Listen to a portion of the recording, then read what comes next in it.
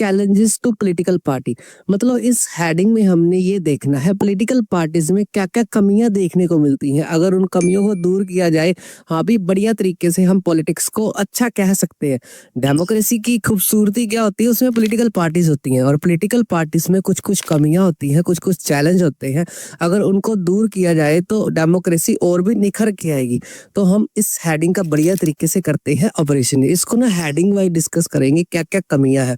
ये ना 5 नंबर का क्वेश्चन आता होता है, explain the challenges face by the political parties. तो उसको दूर किया जाए तो बेसिकली ये 5 नंबर के क्वेश्चन में क्या लिखना है आपने, जैसे जैसे मैं बताता रहूंगा। इसका पहला पॉइंट है लैक ऑफ इंटरनल डेमोक्रेसी। अब इंटरनल डेमोक्रेसी को समझो। अब मैं बोलूँ कि हाँ भी आपने ना मोरल वैल्यूज की कमी है। मोरल वैल्यूज क्या होती है, अपने से छोटे की रिस्पेक्ट करनी, ठीक है, बड़े को हमने विश करना है। तो अगर किसी बच्चे में या किसी पर्सन में इसकी कमी हो तो वो अच्छा चाहे पैसे कमाता हो तो उसका कोई फायदा नहीं होगा। मतलब वो हर किसी की इंसल्ट कर रहा है तो वो इंसान क्या अच्छा इंसान नहीं बोला जाएगा, चाहे उसके पास बहुत सारे पैसे क्यों ना हो। तो वैसे ही इंटरनल जो डेमोक्रेसी है, डेमोक्रेसी का मतलब क्या होता है कि सभी को बराबर समझना। चाहे मैं किसी भी स्टेट का सीएम हूँ, चाहे मैं किसी भी देश का पीएम हूँ, तो मेरे लिए फर्ज क्या होगा, मेरे लिए एक कॉमन बंदा भी और एक टॉप लेवल का मिनिस्टर भी सेम है। मतलब उनको भी सेम राइट्स मिलने चाहिए। मेरा ये मतलब होना चाहिए अगर मैं किसी भी लोगों का कैसे भी तरीके से भला करना चाहता हूँ। तो lack of internal democracy political parties में ना इंटरनल डेमोक्रेसी की बहुत ज्यादा कमी देखने को मिलती है। इसमें क्या होता है, जो टॉप पोजीशंस होती हैं पॉलिटिकल पार्टी की वो कुछ लीडर्स के पास ही होता है। टॉप में पॉलिटिकल पार्टी क्या क्या काम कर रही है वो टॉप के बंदों को ही पता होता है। नीचे वाले जो मिनिस्टर्स हैं, नीचे वाले जो मंत्री है, छोटे मोटे मंत्री जिसको बोल सकते हो, उनको कोई इन्फॉर्मेशन ही नहीं होती हमारी पार्टी के बारे में, ठीक है। अब बेसिकली कोई भी रूल्स एंड रेगुलेशन करनी है और टॉप लेवल के मिनिस्टर्स ही डिसाइड करते हैं कि सारी की सारी पॉलिटिकल पार्टीज में क्या क्या चेंजेस होने चाहिए।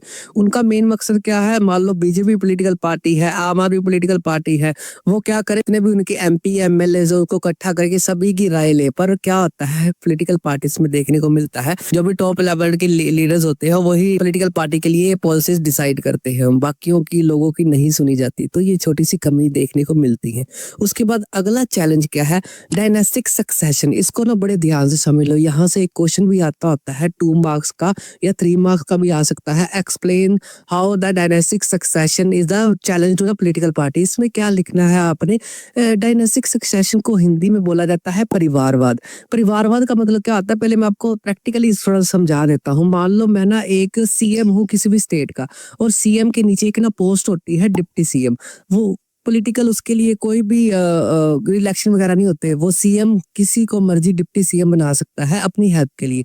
तो मैं क्या करूं, अगर मैं अपने परिवार के लोगों को ही डिप्टी सीएम बनाऊं, मतलब अपने परिवार की लोगों को उसमें पोजीशन में सेट कर दूं, जैसे मेरे बेटे को सेट कर दूं, ठीक है, और मेरा बेटा और आगे अपनी वाइफ को किसी और डिपार्टमेंट में सेट कर दे, तो ये तो काम गलत हो गया ना। तो इसको ही डायनेस्टिक सक्सेशन बोला जाता है। इसमें क्या होता है, जो टॉप पोजीशंस होती है ना किसी भी पॉलिटिकल पार्टी की, ठीक है, बहुत ज्यादा टॉप पोजीशंस, ठीक है, वो always control by one member of family. मतलब एक ही फैमिलीज के मेंबर उसको कंट्रोल करते हैं। जैसे मैं हो गया सीएम, मेरा बेटा होगा डिप्टी सीएम, और उसकी जो वाइफ होएगी, जैसे मेरी बहू जिसको बोला जाता है, उसके पास भी कोई मेन डिपार्टमेंट हो। तो इसको डायनेस्टिक सक्सेशन बोला जाता है, परिवारवाद।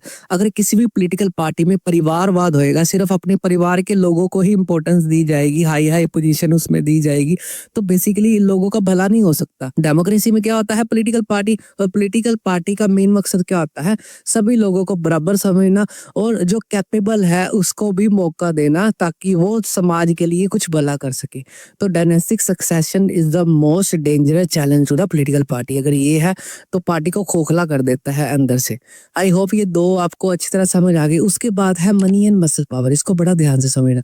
पॉलिटिकल पावर मनी और मसल्स पावर का यूज करती है इलेक्शन जीतने के लिए। उनका मेन मकसद क्या होता है, हाँ भी इलेक्शन जीतना, तो वो शॉर्टकट्स अप्लाई करती है, मनी का यूज करती है। जैसे मैंने कोई भी इलेक्शन लड़ने है, जैसे पीएम के इलेक्शन लड़ने, किसी भी स्टेट के सीएम के इलेक्शन लड़ने, तो मेरे को पता है मेरी जो जनता है ज्यादा इलिटरेट है, पढ़ी लिखी नहीं है, तो मैं शराब की बोतलें उन लोगों तक पहुंचा दूं या हर बंदे को बोल दूं हाँ भी मैं आपको 1,000 रुपीज दूंगा अगर आप मेरे को वोट देते हो। तो मनी का यूज करते हैं। और मसल पावर का मतलब क्या होता है, मान लो मैं एक साधारण बंदा हूँ और इलेक्शन में खड़ा होना हो, तो मेरे को जीतने के लिए मतलब कैंपेन करने करने के लिए, पर्चे बाँटने के लिए, ठीक है? और भी बहुत सारे पैसे की ज़रूरत होती है पॉलिटिकल पार्टी को, तो मैं क्या करूँगा, रिच पर्सन से फंड लूँगा। मतलब रिच पर्सन, कोई भी रिच पर्सन है, बिज़नेसमैन है, जैसे मुकेश अंबानी जी का एग्ज़ाम्पल ले लेते हैं। उनसे मैं बोलूँ, हाँ, अभी मेरे की आए, एक बार मेरे को हेल्प कर दो। अगर मैं पीएम या सीएम बन गया, बाद में आपके टेंडर-टुंडर पास करवा दूँगा, बाद में आपकी पूरी हेल्प करूँगा। तो अगर रिच पर्सन्स की मैं हेल्प लेता हूँ, मसल पावर होती है, मसल पावर की हेल्प लेता हूँ, अगर मैं जीत जाता हूँ, तो बाद में वो बिज़नेसमैन या जिससे मैंने पैसे लिए होंगे, वो पॉलिटिकल पार्टी, मेरी पॉलिटिकल पार्टी में इन्फ्लुएंस करेगा, प्रभाव डालेगा। मतलब मैंने कोई रूल्स एंड रेगुलेशन बनाना है, उस बिज़नेसमैन के खिलाफ है, मान लो मैंने फैक्ट्रीज़ बंद करवानी है, पर मैंने पैसा लिया हो बिज़नेसमैन से, उसकी भी बहुत सारी फैक्ट्रीज़ बंद होने वाली है, तो मैं प्रोजेक्ट कैंसल कर दूँगा। तो जिससे क्या होएगा, एनवायरनमेंट पोल्यूशन हो सकता है। मान लो मैंने प्रोजेक्ट अच्छे के लिए पास करना हो, मैंने बंद करनी हो सारी फैक्ट्रीज़, पर उसके दबाव में आके, क्योंकि मैंने उससे पैसा लिया हुआ है भाई, बाद में हो सकता है नेक्स्ट इलेक्शन में मेरे को मना कर दे। तो मनी एंड मसल पावर भी क्या है, पॉलिटिकल पार्टी के लिए चैलेंज है। अगर पॉलिटिकल पार्टी ईमानदारी से इलेक्शन लड़े और जीते, तो लोगों का भला होएगा, कोई भी किसी के ऊपर इन्फ्लुएंस नहीं डालेगा। आई होप ये 3 के 3 पॉइंट आपको अच्छी तरह समझ आ गई। 4th पॉइंट है नेगेटिव पॉलिटिक्स। नेगेटिव पॉलिटिक्स में क्या होता है, जो पॉलिटिकल पार्टीज होती है ना, उनका मेन मकसद क्या होना चाहिए, जितनी भी पॉलिटिकल पार्टी है, बीजेपी है, आम आदमी पार्टी है, कोई भी पॉलिटिकल पार्टी है, उनका मेन एम क्या होना चाहिए, लोगों की भलाई करना। पर वो क्रिटिसाइज करते रहती हैं, एक दूसरे की बुराई करते रहती हैं, उनका मेन मकसद से हट के वो दूसरे काम करते हैं, एक दूसरे की बुराई, ताकि वो जीत सके। तो लोगों को कंफ्यूज कर देते हैं। हाँ, कि मैं बोल बीजेपी को मत वोट डालो, वो बुरी है, और बीजेपी बोलेगा मेरे को मत वोट मार लो, मैं बुरा हूँ, तो लोग कंफ्यूज हो जाएंगे। तो एक दूसरे को क्रिटिसाइज करने की बजाय अगर वो अच्छे काम करे, तो लोग अपने आप ही उनको सिलेक्ट करेंगे, लोग अपने आप ही डिसाइड करेंगे कौन अच्छा है कौन बुरा है। तो negative politics is also the challenge for the political party. अगला पॉइंट है, जो इस हेडिंग का लास्ट वन भी बोल सकते हो, lack of meaningful choice to the voters.